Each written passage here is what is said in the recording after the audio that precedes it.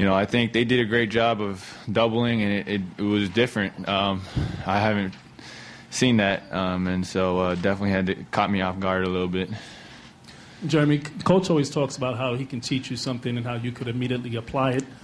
Tonight, what did he teach you in game, or what did he talk to you about in game, and how did you apply it? Just in terms of offensive schemes, he changes it up all the time. And it might not look, you just see the pick and roll, but the other three guys, what they're doing and where they're standing is different. And so that just, every time he makes a little adjustment, the reads become different. And so he's just teaching me how to lead the team and how to run his different sets, and they're going to constantly change depending on the team that we're playing against. And so just mostly a lot of the reads. As good as things have been going here, could you imagine, or how do you explain doing that to that defense, which had been playing the best in the league lately?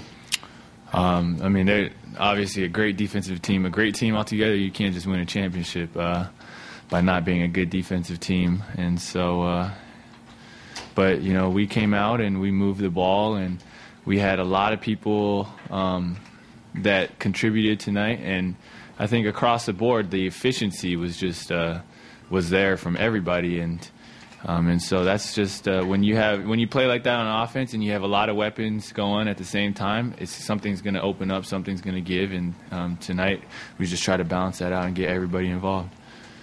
Jeremy, obviously a lot of big shots, a lot of big moments tonight for a lot of guys. Novak, you in the fourth quarter, but hitting a shot like that over Dirk in a critical position like that, are those moments like that still kind of standing out to you as it's not just the three, but the context of what you guys needed, and having former MVP kind of draped on you as you are? Yeah, I think in the moment I don't really think too much about it, but when looking back, it's like I was watching them win the championship last year, and that's obviously where this team wants to go, and so we're just very.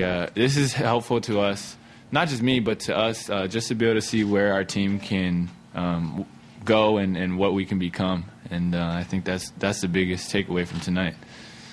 Jeremy, did you have any reaction to the derogatory headline that ESPN.com had put up on Friday after the loss, or the comments? ESPN has apologized, and there's no I don't think it was on purpose or whatever, but at the same time they've apologized, and so from my end I don't care anymore. It's, I've had to learn to forgive, and I don't even think that was intentional, or hopefully not. Jeremy, after the buzzer, Kidd came over to you, made a beeline to you. Can you share a little bit of the message he had for you afterward? Who did? Kidd.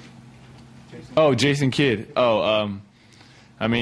He's a Bay Area legend, and I grew up in the Bay Area, and I've admired him and watched him his whole career, and we were talking throughout the game, and he just told me to keep playing hard and to just keep building with the team, and it gave me a lot of veteran advice, and I'm very thankful to him for that, and obviously a class act.